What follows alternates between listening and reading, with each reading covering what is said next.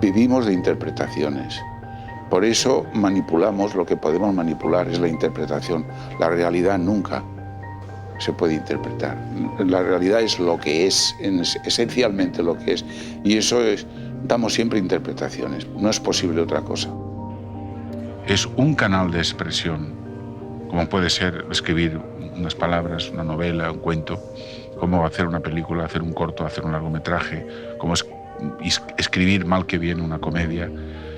Y forma parte de esa necesidad de comunicación, de expresión y de comunicación, ambas cosas. La comunicación supone una respuesta. La expresión puede que quede solo en eso, pero yo lo que busco es una expresión y al mismo tiempo una comunicación. Pensava jo que fent, treballant en la forma i en el color, es podien dir coses importants dins del camp de l'estètica. Però després me vaig donar compte que no, que a la geometria li falta el pàlpit del cor.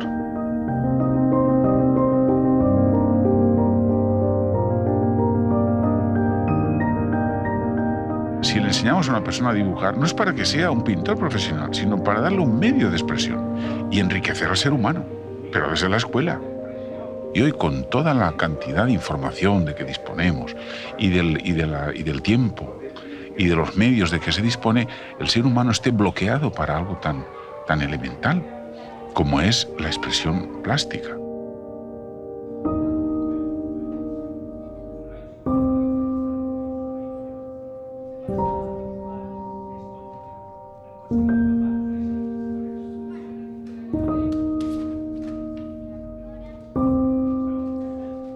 Yo le llamaba Joaquín, o sea que con muchísima confianza, porque lo conocí, pues yo creo que fue a finales de los años 50. Él me llevaba en Vespa y yo era pues un alumnito encantado y sorbiendo de sus conocimientos y de su personalidad. Fue entrañable, afable, acogedor, y era un hombre sabio, era un hombre muy culto, lo cual era muy difícil en el mundo de los artistas los artistas plásticos de aquella época. Un hombre con el que podías hablar de astronomía, de literatura, de filosofia, de ciència. Que era un home generós, que sempre es desvivia per atendre'ns als que érem alumnes i als professionals, tant de la docència com de l'art. Que era polifacètic, que feia de tot, que sabia de tot. Recordo quan anava a les excursions de grups d'excursionistes, quan cantava la coral, quan tocava la flauta, llegia tot el que li caia al seu abast i, a més, una cosa tremenda, com ho comprenia, com ho assimilava i després com era capaç d'explicar allò que havia comprès. I, sobretot, una persona, ja te dic, que dedicava el seu temps als demés sense cap de problema. Yo tuve la suerte de que empecé a hacer fotografía entonces. Y entonces me dijo, ¿me estás haciendo fotografía? Y digo, sí, me interesa mucho esto. Dice, así sin más, ¿eh? Dice, pues yo tengo un laboratorio en casa que no utilizo. Aquello era marciano. O sea, era marciano porque era incomprensible. Por eso me gusta hablar de la generosidad de Michavila. O sea, Michavila fue muy generoso, a veces demasiado, creo yo. No solamente que daba todo lo que sabía, que tampoco suele ser muy normal, y menos en aquella época, sino que además daba incluso lo que tenía. Michavila siempre le ha gustado todo lo que fuera creatividad. Todo lo que era creatividad, la fotografía, el cine.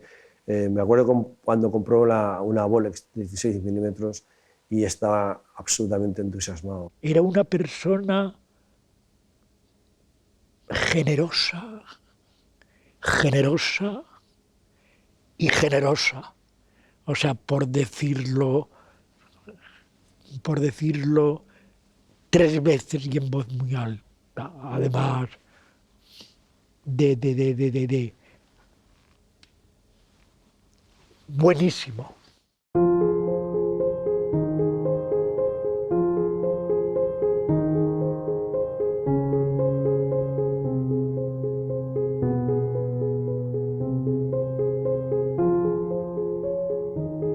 Quizá la costumbre de dar las clases cada día a personas adultas con un sentido crítico. Y esto ha propiciado el que yo tenga cierta facilidad, no sé si es para expresarme, o que tampoco tengo demasiado miedo a lo que yo digo.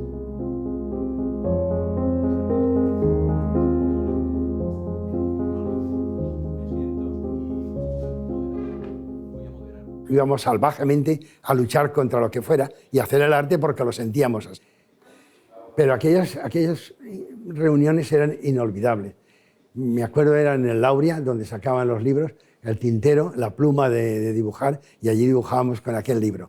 Y cuando faltaba alguien, se notaba. Y si faltaba Chimo, entonces aquello se quedaba muy aburrido, porque no había intelectualidad, no había razón, y Chimo hacía eso. Nos enseñaba y nos discutíamos, hablábamos de todo. Hablábamos de arte, hablábamos de esa intimidad. Y eso es lo que nos mantenía, sin comida y sin ideales, quizá, en aquella época. Yo no me perdía ninguna de sus charlas. Él daba charlas en la universidad.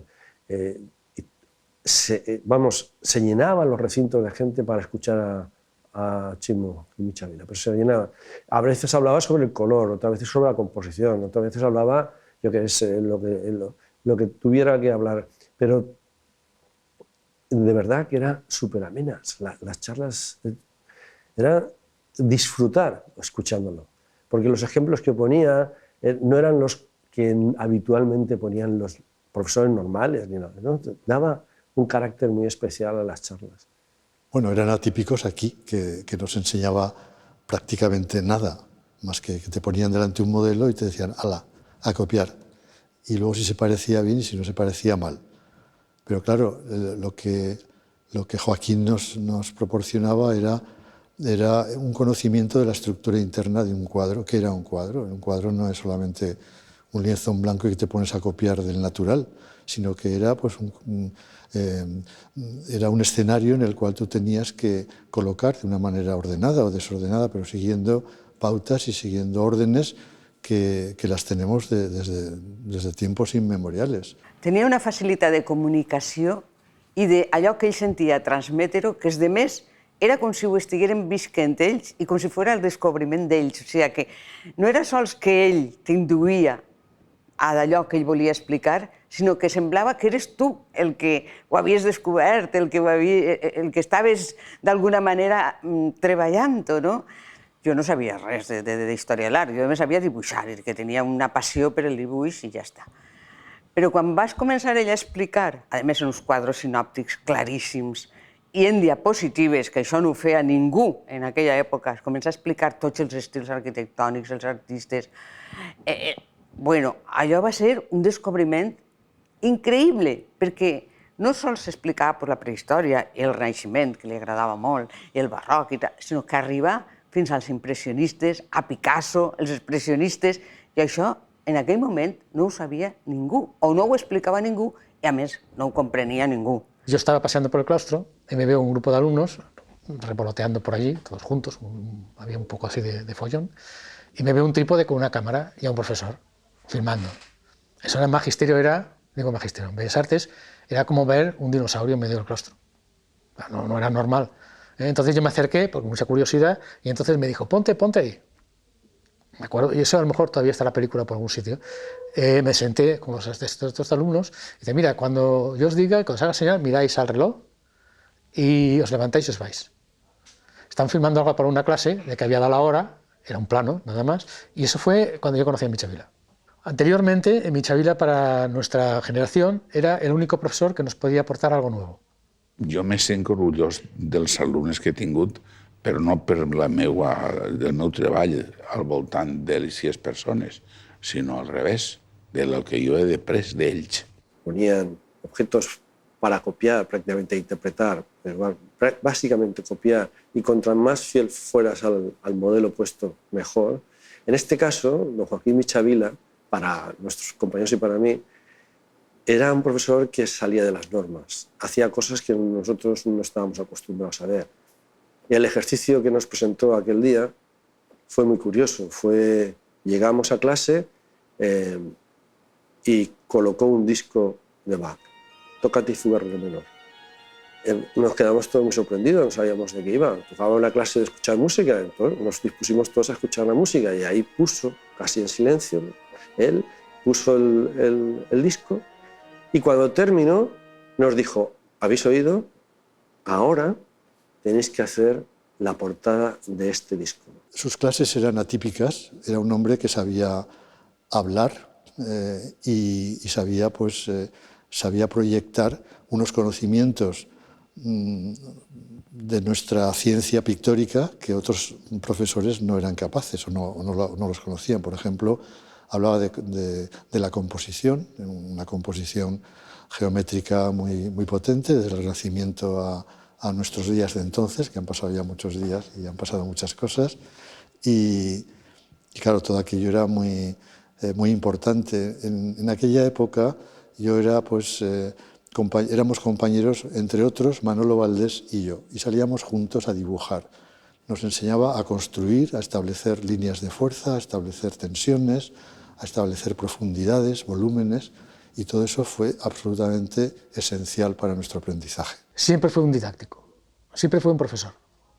Siempre fue, porque siempre que hablaba sacabas una lección. Contando anécdotas de cuando estudiaba, contando lo que fuera, sacabas lecciones. Y más para nosotros que estábamos entonces empezando. Y eso fue siempre, siempre. O sea, siempre que he ido con él he aprendido algo. Perquè no trobava jo el mig de començar a pintar des de mi mateixa el que jo sentia.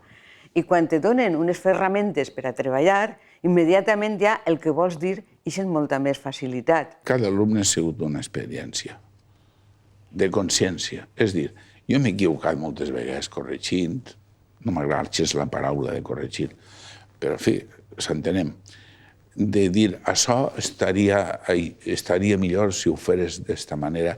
I després he reflexionat i dic, a veure si el que devia de canviar això sóc jo. Perquè això és este ofici de pintor, l'ofici de l'art.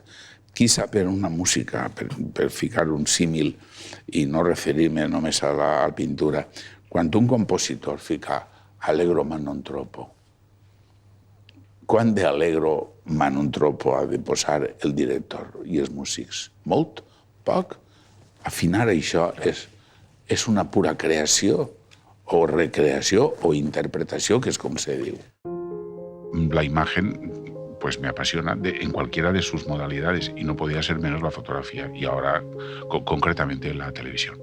Y estoy trabajando un poco, si se quiere, de una manera un tanto marginal o tangencial más bien al núcleo de mi trabajo, que es la pintura y la docencia.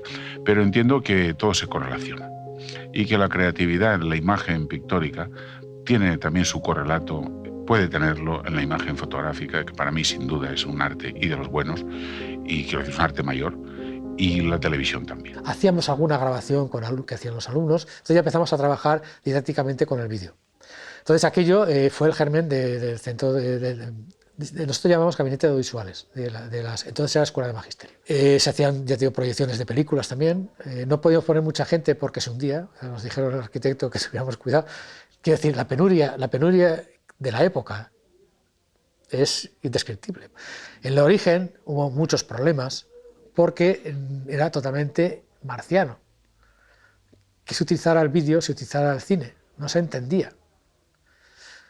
Y lo curioso es que nosotros le estábamos dando una visión distinta, porque hacíamos más hincapié al lenguaje y a contar con imágenes, que al utilizarlo, como lo utilizaban ellos, solo y exclusivamente como medio didáctico. Y además nosotros encima nos podíamos hacer nuestros propios documentales, que esos se hicieron varios, a nuestra medida, a la medida de nuestra asignatura, y la podíamos hacer también, porque lo hicimos, documentales para los demás profesores.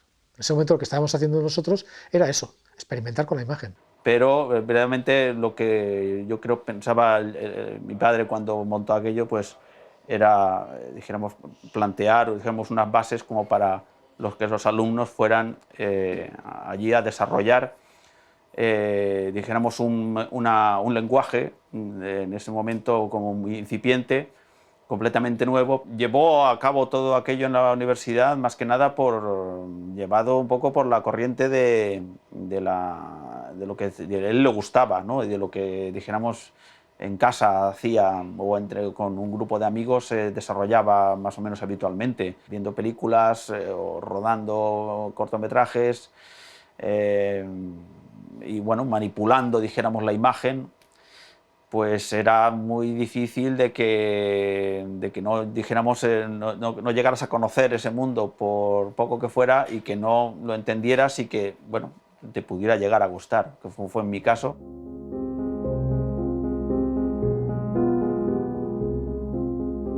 Jo sempre he tingut molta afició al cine. Jo me penso dir, i jo per què no tinc que fer cine?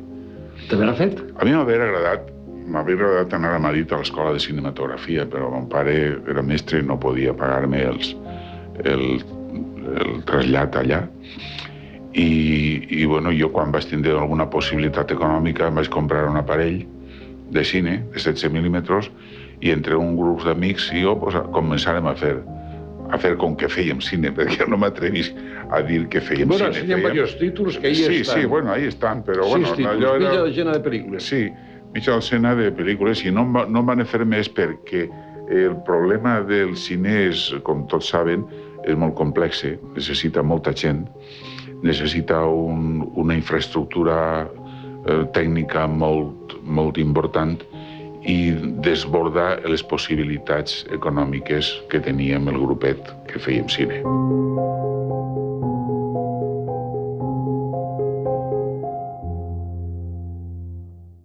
Prácticamente nadie entendió que eso tenía algo que ver con el arte.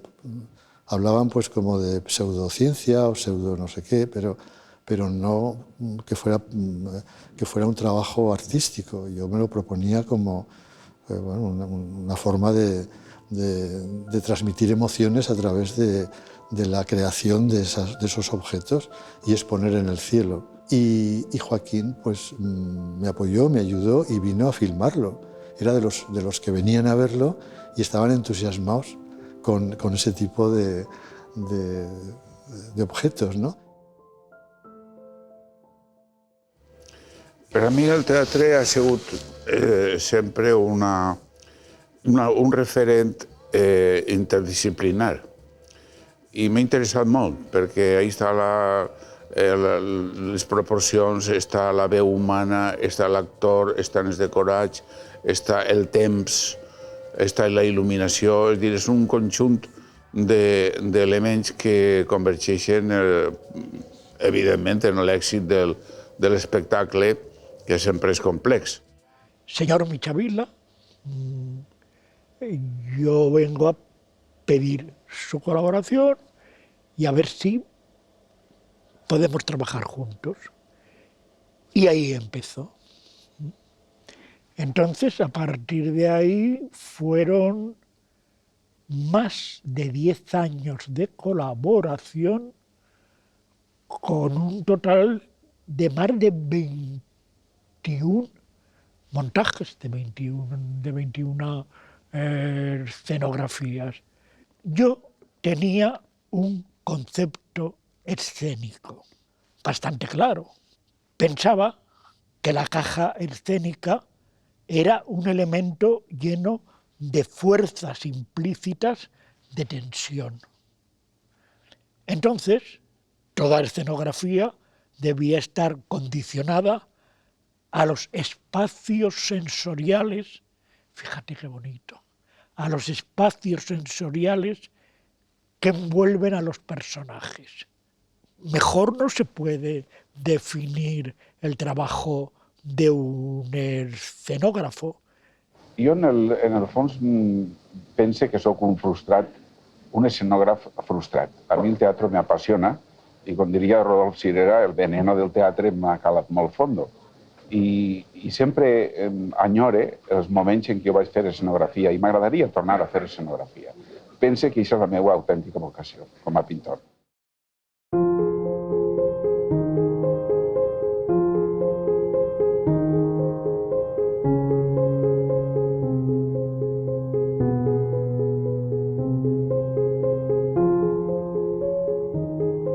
La muntanya ha sigut des d'aleshores una passió i un referent d'emoció, especialment perquè ja anava prenent consciència de la bellesa del meu país.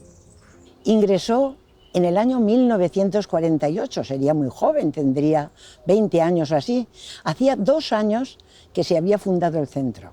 Desde entonces ha sido enormemente fiel porque ama la naturaleza, además es muy valiente porque teniendo una minusvalía física como tuvo por la polio, hizo montaña, hizo escalada, hizo esquí, pues ha sido para nosotros maravilloso contar con él en todos los aspectos.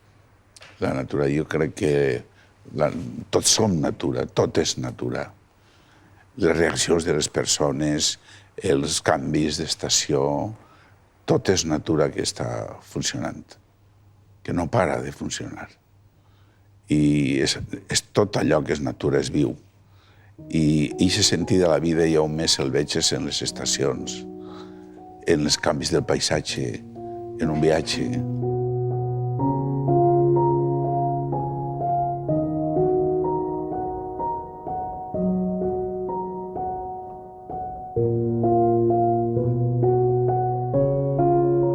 Però en la meva obra la natura té un caràcter global, és a dir, jo sóc natura i allò que jo pinte ho tinc que sentir, i si no tinc aquest sentiment d'integració en el que estic fent, me pense que estic fent una cosa de ficció, una cosa fora del meu afecte i de la meva integració en el que és natura.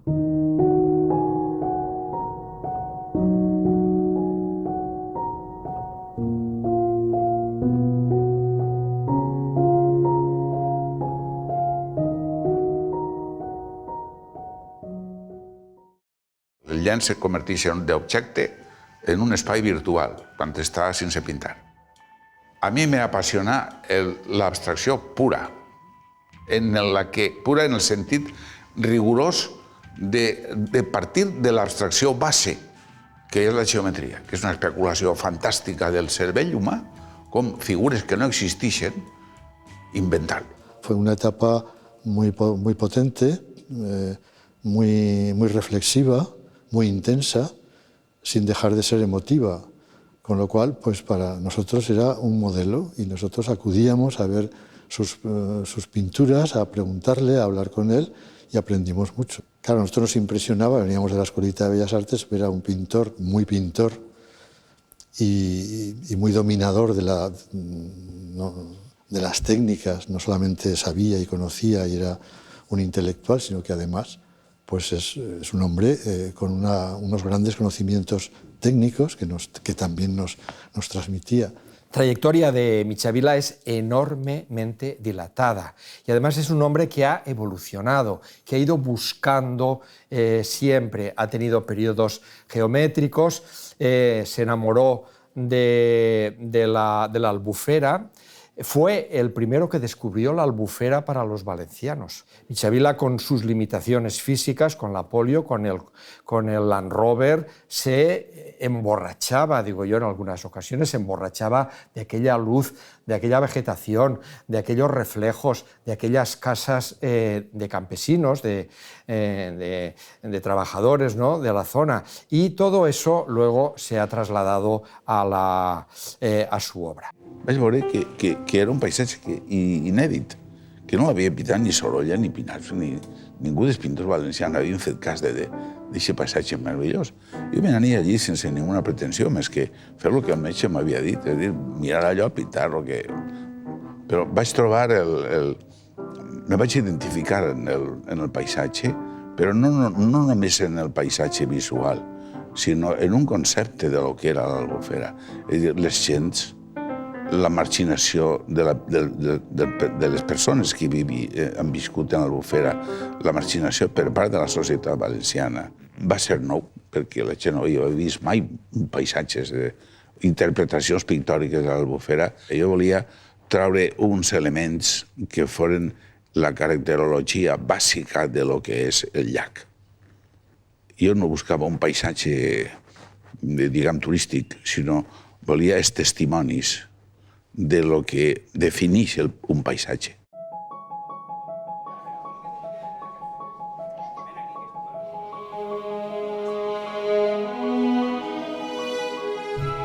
le debo a él mucho, o sea, pero mucho de mi vida profesional. Aparte, evidentemente, lo que he aprendido de él, que he aprendido mucho, la base la he aprendido toda. Yo hago fotografía por él.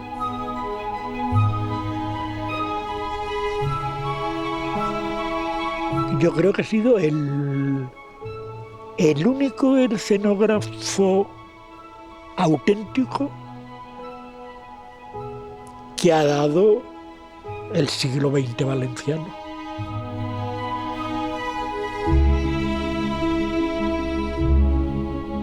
Y mi obra pues forma parte, es una continuación de la suya.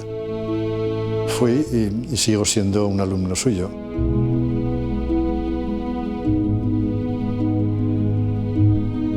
Que ell ho descobrira, que ell te ho fera sentir i viure i que jo en aquell moment em donara compte de què era el que volia fer, per a mi això em va marcar per tota la vida i va condicionar el meu destí.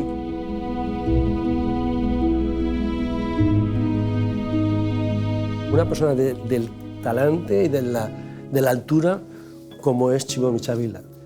Altura intelectual y altura artística y humana. O sea, para mí es un personaje único.